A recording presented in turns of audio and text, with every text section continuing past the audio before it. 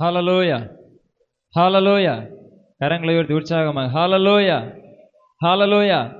வந்திருக்கிற யாவரையும் கிறிஸ்து இயேசு நாமத்திலே வாழ்த்தி வரவேற்றுக் கொள்கிறேன். இந்த மாலை வேளையில் உங்கள் யாவருக்கும் கிறிஸ்மஸ் நல்வாழ்த்துக்களை இயேசுவின் நாமத்தை உங்களுக்கு தெரிவித்துக் கொள்கிறேன். ஹalleluya, ஹalleluya. முதலாவதாக இந்த மாலை வேளையிலே வந்திருப்பது நோக்கம் நமக்கு நன்றாக தெரியும். கிறிஸ்து பிறந்ததை நம்ம கொண்டாடும்படிக்கும் கிறிஸ்து பிறந்த நினைவுறும்படிக்கு இந்த மாலை கத்திர சம்மதி கூடி வந்திருக்கிறோம். உலகம் அனைத்தும் உள்ள எல்லா சபைகளும் எல்லா இடங்களிலுமே கிறிஸ்தவர்கள் இன்று டிசம்பர் 25 என்கிற நாளை கிறிஸ்து பிறந்த நாளாக ஒரு நாள் முன்குறித்து அதை ஒவ்வொரு வருடமும் கிறிஸ்துவின் பிறப்பை தேசத்திற்கு உலகத்திற்கு மக்களுக்கு அறிவித்துக் கொண்டு வருகிறார்கள். பலர் இந்த நாட்களே பலதரப்பட்ட காரியங்களை செய்கிறார்கள். கிறிஸ்துவுக்குள்ளாக இருக்கிற மனுஷர்களை கிறிஸ்து தாமே கட்டி எழுப்புகிற தேவனாய் இருக்கிறார். ஹalleluya, ஹalleluya. உலகம் அதன் போக்கில் போயிட்டே தான் இருக்கும். ஆனா கிறிஸ்துவை அறிந்த நாம் உலகத்தின் போக்கில் அல்ல, கிறிஸ்துவன் பாதையை நிலைநின்று வாழ வேண்டும் என்பதை வேதவசனம் சுட்டி காட்டுகிறது. ஹalleluya. உலகத்துக்கு கொண்டாட்டம் முக்கியம், உலகத்துக்கு சந்தோஷம் முக்கியம், உலகத்துக்கு பலதரப்பட்ட காரியங்கள், உலகத்தோடு ஒட்டின காரியங்கள் முக்கியமாக இருக்கிறது. கிறிஸ்து அறிந்த கிறிஸ்தவர்களாகிய நமக்கு அவருடைய இரத்தத்தினால் மீட்கப்பட்டு விலையேறப்பட்ட இரத்தத்தினால் விலைக்கிரயமை கொல்லப்பட்ட நாமோ நம்மை கிறிஸ்துவின் அடிச்சொல்லை பின்பற்ற நாம் அழைக்கப்பட்டிருக்கிறோம். ஹalleluya. நம்மால வேளையில ஒரு சிறுவேளை தியானத்திற்காக சில வார்த்தை நான் வைக்க போகிறேன். என்னோட ஒரு பாயிண்ட் 4 பாயிண்ட் எடுத்து அதில் ஒரு பாயிண்ட் ஏற்கனவே பேசியாச்சு, இருந்தாலும் அந்த பாயிண்டை நானும் பேசணும். ஹalleluya, ஹalleluya. அப்போ இந்த மாலை வேளையில நம்ம தொடர்ந்து செய்திக்குள்ளாக நம்ம போவோம். முதலாவதாக மத்தேயு எழுதின சுவிசேஷம் லூக்கா எழுதின சுவிசேஷத்திற்கு நேராக நம்ம சிந்தைகளை திருப்போம். லூக்கா எழுதின சுவிசேஷம் அவருடைய 1வது அதிகாரம் 27, 28 ஆகிய வசனங்களை வாசிப்போம். தாவீதின் வம்சத்தானாகிய யோசேப்பு என்கிற நாமமுள்ள புருஷனுக்கு நியமிக்கப்பட்டிருந்த ஒரு கன்னிகையினிடத்தில் தேவனால் அனுப்பப்பட்டான். அந்த கன்னிகையின் பேர் மரியாள். அவள் இருந்த வீட்டில் தேவதூதன் பிரவேசித்து கிருபை பெற்றவளே வாழ்க, கர்த்தர் உன்னுடனே இருக்கிறார், ஸ்திரீகளுக்குள்ளே நீ ஆசீர்வதிக்கப்பட்டவள் என்றான். 34, 35 ஆகிய வசனம். அதற்கு மரியாள் தேவதூதனை நோக்கி இது எப்படி ஆகும் புருஷனை அறியேனே என்றால் தேவதூதன் அவளுக்கு பிரதியுத்தரமாக பரிசுத்த ஆவி உன்மேல் வரும், உன்னதமானுடைய பலம் உன்மேல் நிழலிடும். ஆதலால் உன்னிடத்தில் பிறக்கும் பரிசுத்தம் உள்ளது தேவனுடைய குமாரன் எனப்படும். இதோ உனக்கு இனத்தாளாயிருக்கிற எலிசபெத்தும் தன் முதிர் வயதிலே ஒரு புத்திரனை கர்ப்பந்தரித்திருக்கிறாள். மலடி எனப்பட்ட அவளுக்கு இது 6ஆம் மாதம். தேவனாலே கூடாத காரியம் ஒன்றுமில்லையே என்றான். அதற்கு மரியாள் இதோ நான் ஆண்டவருக்கு அடிமை, உம்முடைய வார்த்தையின்படி எனக்கு ஆக கடவது என்றால். அப்பொழுது தேவதூதன் அவளிடத்திலிருந்து போய்விட்டான். ஹalleluya. கரங்களை வெட்டி ஹalleluya. நமக்கு நன்றாக தெரியும், யோசேப்பு மரியாள் ஆகிய இவர்களுக்கு திருமண நிச்சயதார்த்தம் நடைபெற்றிருந்த நாட்கள். குறிப்பாக நீங்க பார்ப்பீங்கன்னால் யூத முறைமையின்படி திருமண நிச்சயதார்த்தம் என்று சொல்வது சொன்னால் அந்த ஸ்திரீயை இந்த புருஷனுக்கு நிச்சயதார்த்தம் பண்ணி இனி அந்த ஸ்திரீயை சேர்த்து கொள்ளுகிற வரைக்குமே ஸ்திரீனுடைய வீட்டிலே இருப்பாள், புருஷனுடைய வீட்டிலே இருப்பார்.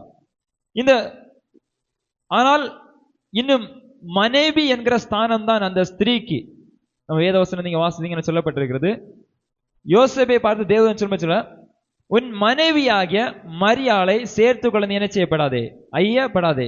மரியாளை உன் மனைவியாக சேர்த்து கொள்ளல, உன் மனைவியாகிய மரியாளை சேர்த்து கொள்ள ஐயப்படாதே. ஹalleluya. புரிந்திருக்கணும்னு நினைக்கிறேன் இந்த வசனத்தினுடைய அர்த்தம். உன் மனைவியாகிய மரியாளை. அப்போ மரியாள் ஏற்கனவே யோசேப்பின் மனைவியா இருக்கிறாள். யோசேப்புக்கு நியமிக்கப்பட்ட மனைவி மரியாள்.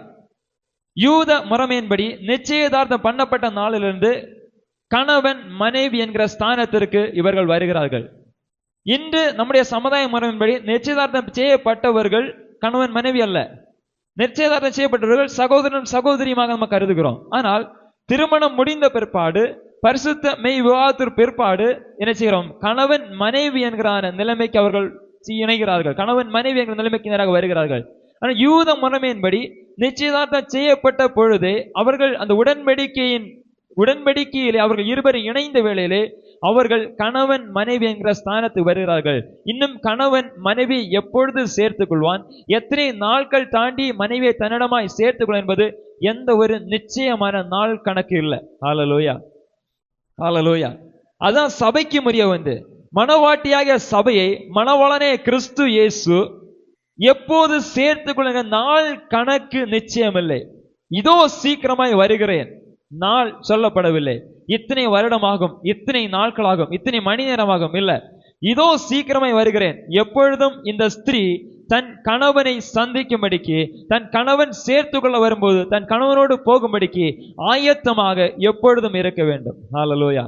நம்ம வேத வசனத்துல அநேக காரியங்களை பார்க்கிறோம். வெள்ளி காசை குறித்த உவமைகளை நம்ம பார்க்கிறோம். ஒரு ஸ்திரீனிடத்தில் வெள்ளி காசு இருக்கிறது, அது மணவாளன் கொடுத்த வெள்ளி காசு. அது தொலைந்து போகும்போது மணவாளன் எப்போது வருவார் என்று தெரியாது.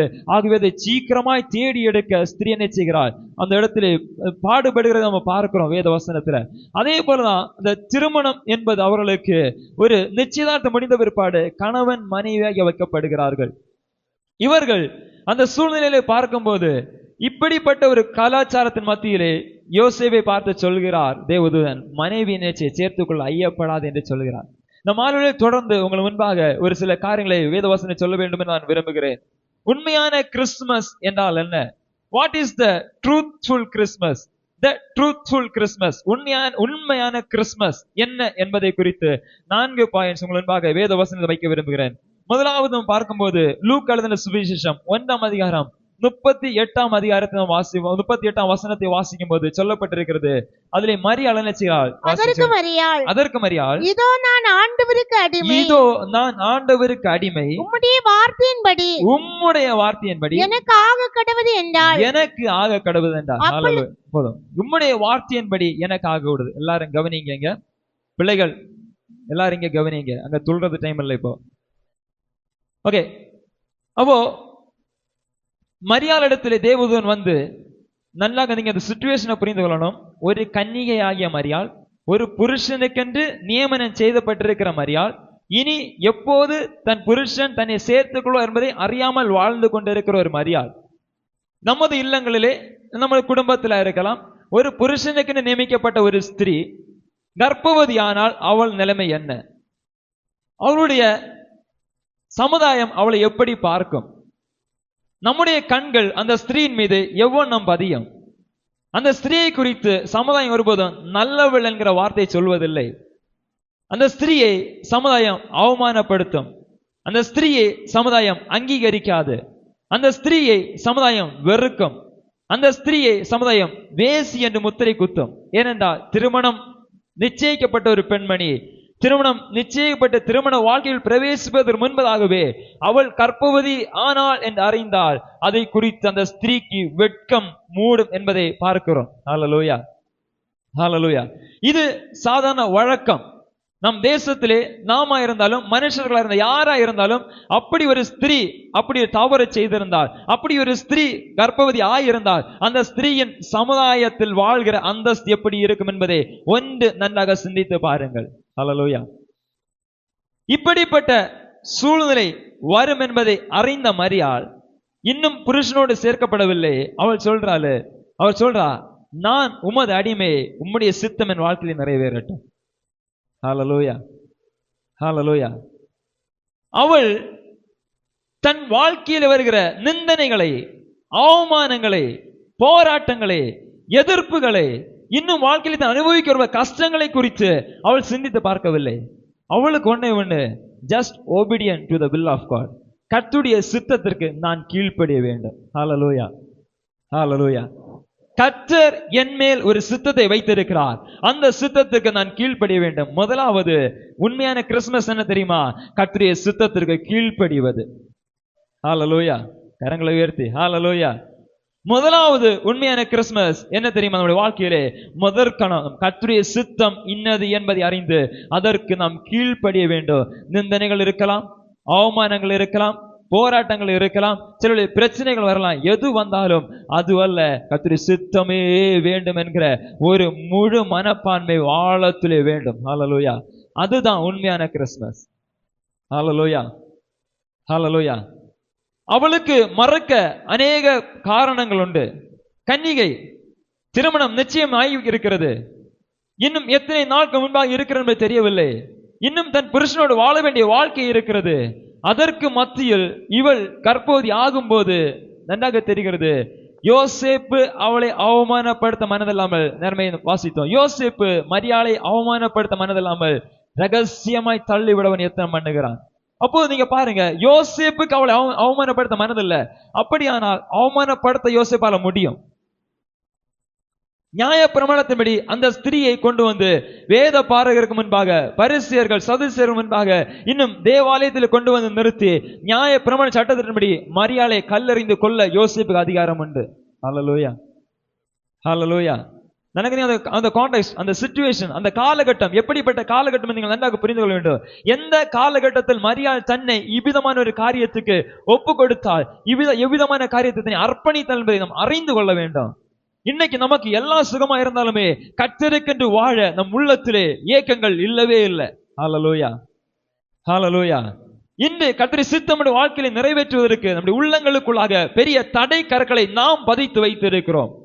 கர்த்தர் சொல்கிறாரு, இது உன் வாழ்க்கையிலே தேவையில்லை, நீ இன்ன வழியில நடக்கணும். நமக்கு அதை குறித்த கவலை இல்லை. நான் நினைத்தது, என் வாழ்க்கையை நான் கட்டியமைத்துக் கொள்ள வேண்டும் என்று நாம் நினைத்த பாதையில நாம் ஓடிக்கொண்டு இருக்கிறோம். ஹalleluya. ஹalleluya. அருமையான தேவனுடைய பிள்ளைகளே, இந்த மாநிலத்தில் ஆவியானவர் சொல்லுகிறார், சபையோடு ஆத்துமாக்களோடு தீர்க்க தரிசனமாக கர்த்தர் பேசுகிறார். கர்த்தர் எனக்கு தந்த வார்த்தைகள் வேறு சில செய்திகள் 2 பேஜ் எழுதின, 2 பேஜ் எழுதின பிற்பாடு 3வது பேஜ்ல இது புதிய செய்தி எழுதி வச்சிருக்கிறேன். ஹalleluya. ஹalleluya. 2 பேஜ் எழுதி முடிச்சிட்டு 3வது பேஜ் வந்தப்போ கர்த்தர் புதிய செய்தியை கர்த்தர் எனக்கு தந்தார். தியானித்து கொண்டிருக்கும் போது புதிய பாயிண்ட்ஸ் எழுதி வச்சு இந்த மாநிலங்கள் முன்பாக நான் இருக்கிறேன். முதலாவது உண்மையான கிறிஸ்மஸ் என்னவென்றால், ட்ரூத்ஃபுல் கிறிஸ்மஸ் என்னவென்றால், கர்த்தருடைய சித்தத்திற்கு அடிபணிந்து கர்த்தருடைய சித்தம் செய்வது உண்மையான ஒரு கிறிஸ்மஸ்.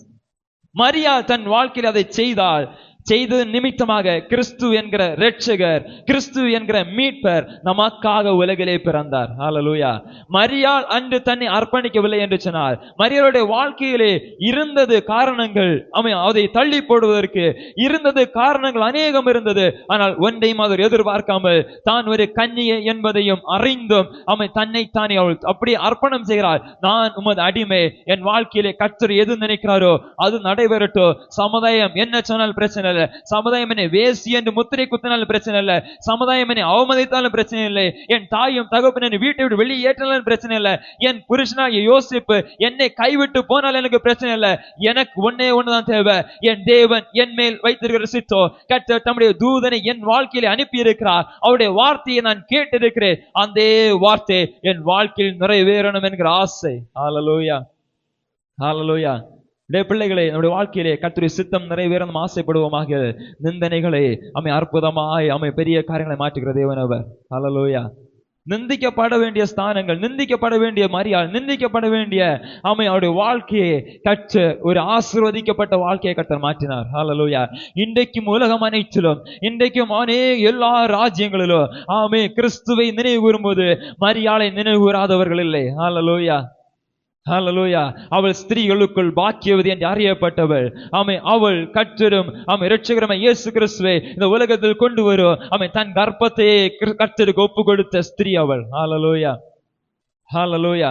இப்படியாக முதலாவது கர்த்தருடைய சித்தத்திற்கு அடிபணிந்து தன்னை ஒப்பு கொடுத்தாள். இரண்டாவதாக பார்க்கும்போது மத்தேயு எழுதின சுவிசேஷம் 1ஆம் அதிகாரம் 18 20 வரை வாசிப்போம். மத்தேயு 1ஆம் அதிகாரம் 18 20 வரை. இயேசு கிறிஸ்துவினுடைய ஜனனத்தின் விவரமாவது, இயேசு கிறிஸ்துவினுடைய ஜனனத்தின் விவரமாவது, அவருடைய தாயாகிய மரியாள் யோசேப்புக்கு நியமிக்கப்பட்டிருக்கையில் அவர்கள் கூடி வரும் முன்னே அவள் பரிசுத்த ஆவியினாலே கர்ப்பவதியானாள் என்று காணப்பட்டு அவள் புருஷனாகிய யோசேப்பு நீதிமானாயிருந்து அவளை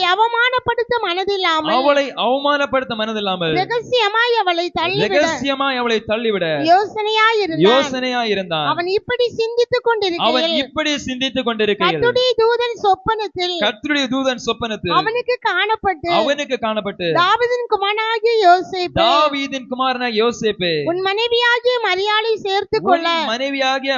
சேர்த்துக் கொள்ள ஐயப்படாதே அவளிடத்தில் உற்பத்தியாய் இருக்கிறது பரிசுத்த ஆவியினால் உண்டானது அவள் ஒரு குமாரனை பெறுவாள். ஹல்லேலூயா. அப்போ இங்க வாசிக்கிறோம், மரியாள் கர்ப்பவதியாய் இருக்கிறாள். இப்பொழுது யோசேப்பினிடத்தில் தேவதூதன் வந்து சொல்கிறார், அவளை சேர்த்துக்கொள்ள நீ ஐயப்படாதே. உண்மையான கிறிஸ்துமஸ் இரண்டாவதாக ஃபேமிலி ஒன்னஸ், குடும்பம் ஒற்றுமையாக்கப்பட வேண்டும். ஹல்லேலூயா. குடும்பங்கள் பிரிவது கிறிஸ்துமஸ் அல்ல, குடும்பங்கள் ஒற்றுமையாக்கப்படுவதே கிறிஸ்துமஸ். பிரிக்கப்பட்ட உறவுகள், கணவன் மனைவி உறவுகளாயிருக்கலாம், பிள்ளைகள் பெற்றோருடைய உறவுகளாயிருக்கலாம், சகோதரிகளுடைய உறவுகளாயிருக்கலாம், எந்த உறவுகளாயிருந்தாலும் இந்த மாநிலத்தில் ஆவியானவர் சபையோடு செல்கிறார். எந்த நிலைமையிலே பிரிக்கப்பட்டிருந்தாலும் அவைகள் ஒருங்கிணைக்கப்பட வேண்டும் என்பதை பரிசுத்த ஆவியானவர் விரும்புகிறார். ஹல்லேலூயா. ஆவியானவர் பிரிவினையின் ஆவியானவர் அல்ல, ஆவியானவர் ஒருங்கிணைக்கிற ஆவியானவர். ஆவியானவர் ஒன்று சேர்க்கிற ஆவியானவர், பிரிந்திருக்கிறவர்களை ஒன்று சேர்க்கிற ஆவியானவர் அவர். இந்த இடத்துல கர்த்தருடைய சித்தத்தின்படி கர்ப்பவதியான மரியாளை சேர்த்து கொள்ள கூடாபடிக்கு யோசேப்புக்கு தடைபட்டிருந்த வேளையிலுமே கர்த்தர் யோசேப்போடு கூட பேசுகிறார். நீ எதற்கு ஐயப்படாத, அவள் கன்னிகை தான், அவளிடத்துல எந்த குற்றமும் இல்லை, அவளிடத்துல எந்த பாவமும் இல்லை, அவள் எந்த நிலைமையில பாவி அல்ல, அவளை நீ சேர்த்துக்கொள்ள ஐயப்படாது, அவளுக்கு உற்பத்தியாக இருக்கிறது பரிசுத்த ஆவியினால் உண்டானது. ஹல்லேலூயா. ஹல்லேலூயா. ஒரு யோசேப்பு, நீதிமானாகிய யோசேப்பு, அருமையான தேவனுடைய பிள்ளைகளே, ஆமென், நீதிமானாகிய யோசேப்பு மரியாளை தன் பக்கமாய் அவன் சேர்த்துக் கொள்கிறான். யோசேப்பு சேர்த்து கொண்டதை பாருங்க. உலகத்துல மரியாள் தான் சுமந்து கொண்டு இருக்கிற அவமானம், மரியாள் சுமந்து கொண்டு இருக்கிற போராட்டத்தை நினைத்து பாருங்கள். கன்னிகை கர்ப்பவதியாய் இருக்கிறாள். உலகம், தேசம், குடும்பத்தார், உற்றார் எல்லாரும் காரி துப்பி கொண்டு நிற்கும் போது அவன் யாரையும் பார்க்காம இந்த யோசேப்பு அந்த மரியாளை தன் பக்கமாய் சேர்த்து கொண்டான். ஹல்லேலூயா. ஹல்லேலூயா. ஹல்லேலூயா. இன்னைக்கு அநேக குடும்பங்கள்ல பிரச்சனை காரணம் என்ன தெரியுமா? பலர் தன் மனைவியை குறித்து அவதூறு சொல்லுகிறதுனால, பலர் தன் கணவனை குறித்து அவதூறு பேசுகிறதுனால கணவனை விட்டு பிரிகிற மனைவிகள், மனைவிகளை விட்டு பிரிகிற கணவர்கள். இந்த மாநில பரிசுத்த சபையோடு சொல்லுகிறார், யார் என்ன அவதூறு சொன்னாலோ நிந்தனைகளை தாங்கிக் கொண்டு உங்களுக்கு நியமிக்கப்பட்ட வாழ்க்கையை தேவன் இணைத்தது மனுஷன் பிரிக்க கூடாதபடிக்கு நீங்கள் கர்த்தருக்குள் இசைக்கப்பட்டிருப்பீர்களானால் அந்த உறவுகள் பரிசுத்த ஆவியானவர் கிரியை செய்வார். ஹல்லேலூயா. ஹல்லேலூயா. ஹல்லேலூயா. வேதவசனம் நன்றாக பார்க்கிறோம், தேவன் இணைத்ததை மனுஷன் பிரிக்காதிருக்க கடவன். தேவன் இணைத்ததை கிறிஸ்துவுக்குள்ளாக பிதா குமாரன் பரிசுத்தாவின் நாமத்தினால் விவாக முறைமையின்படி, பரிசுத்த விவாக முறைமையின்படி ஒருங்கிணைக்கப்பட்ட குடும்பங்கள் எந்த ஒரு மனுஷனுடைய வார்த்தைகளுக்காக தங்களை தாங்கள் பிரித்துக் கொள்ளக்கூடாது. ஹல்லேலூயா. ஹல்லேலூயா. இங்கே யோசேப்புக்கு மரியாளை விட்டு போக அநேக காரணங்கள் உண்டு. யோசேப்புக்கு மரியாளை விட்டு பிரிந்து போகலாம். ஏன்? மரியாளை குறித்து அநேக அவதூறுகள் பேசப்படுகிறது. ஆனால் யோசேப்பு ஒரு நீதிமான். ஹல்லேலூயா. யோசேப்பு ஒரு ஜெபிக்கிறவன், யோசேப்பு ஒரு தரிசனம் காணுகிறவன். யோசேப்பு மனிதனுடைய வார்த்தைகளை பார்த்தது. அவன் அமர்ந்திருந்தது கர்த்தருடைய பாதபீடத்திலே. அங்கே தூதன் இறங்கி பேசினார். ஹல்லேலூயா.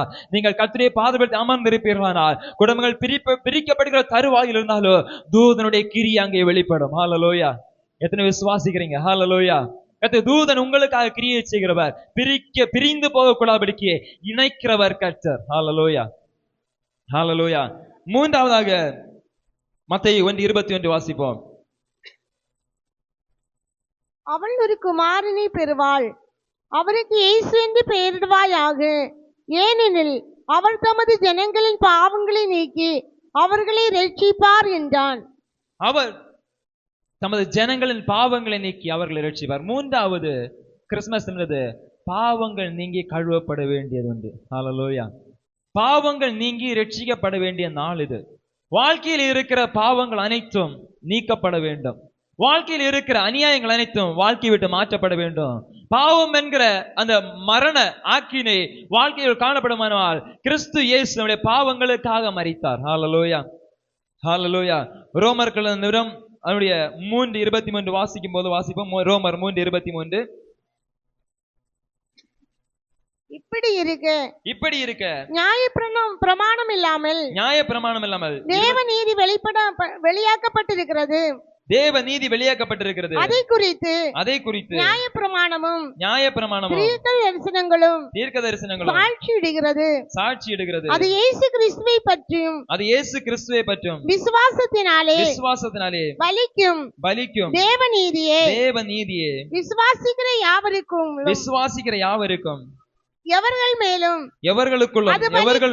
அது பலிக்கும். வித்தியாசமே இல்லை. எல்லாரும் பாவம் செய்து தேவ மகிமை அற்றவர்களாகி இலவசமாய் அவருடைய கிருபையினாலே கிறிஸ்து இயேசுவில் உள்ள மீட்பை கொண்டு நீதிமான்களாக்கப்படுகிறார்கள். ஹல்லேலூயா.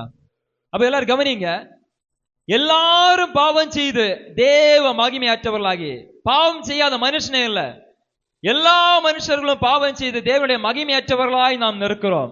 இந்த தேவ மகிமையற்ற சூழ்நிலையிலிருந்து மகிமையை தரும்படி கர்த்தராகிய இயேசு கிறிஸ்து மரியாளுடைய கர்ப்பத்தில் உற்பத்தியாகி பிறந்தார். அதைத்தான் வேதவசனத்திலே பார்க்கிறோம். அவர் தமது ஜனங்களின் பாவங்களை நீக்கி அவர்களை ரட்சிப்பார்.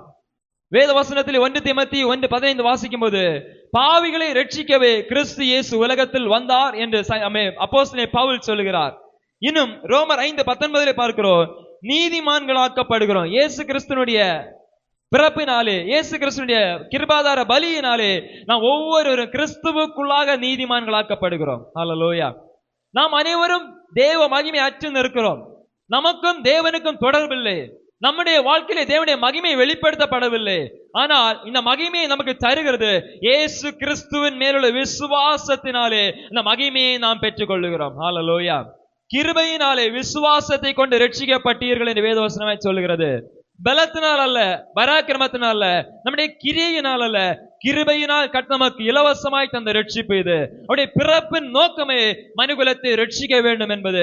ஆகவே இந்த மாலை தேவனுடைய பிள்ளைகளே, இந்த கிறிஸ்துமஸ் நன்னாளிலே பாவங்கள் முழுவதும் கழுவப்படட்டும், அவன் பரிசுத்தமாக்கப்படட்டும், இருதயங்கள் வாழ்க்கைகள் பரிசுத்தமாக்கப்படட்டும். கிறிஸ்துவுக்குள்ளாக ஒரு நம்முடைய வாழ்க்கையை கட்டி எழுப்புவோம். ஆவிக்கிற வாழ்க்கை கிறிஸ்துவுக்கேற்ற ஒரு அலங்கரிக்கப்பட்ட மனவாட்டியாக கிறிஸ்து வெளிப்படும் போது அவரை எதிர்கொள்ளத்தக்க கரைதரையற்றவர், அழகுள்ள மனவாட்டி கிறிஸ்துவுக்கு முன் இருக்க கர்த்தர் விரும்புகிற தேவன். ஹல்லேலூயா.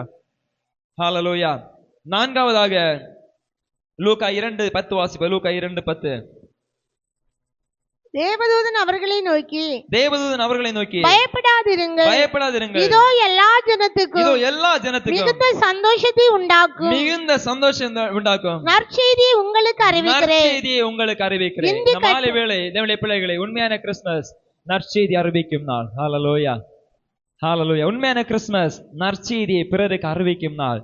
கிறிஸ்துமஸ் அலங்காரங்கள், கிறிஸ்துமஸ் விளக்குகள் வீடுகளில் நம்ம ஏற்றி ஸ்டார்கள் வைத்திருக்கும் போது அவன் இந்த இடத்துல பரவாயில்ல, பல இடங்களிலே கிறிஸ்து அறியாத பல ஜனங்கள் மத்தியிலே பல விதமான அலங்கரிப்புகளை செய்யும் போது அக்கம் பக்கத்தில் இருக்கிறவர்கள் வந்து கேட்பார்கள், ஏன் உங்கள் வீடுகளை நீங்கள் அலங்கரித்திருக்கிறீர்கள்? இந்த நட்சத்திரத்தின் நோக்கம் என்ன? ஆமை இந்த அலங்கரிப்புகளின் நோக்கம் என்ன?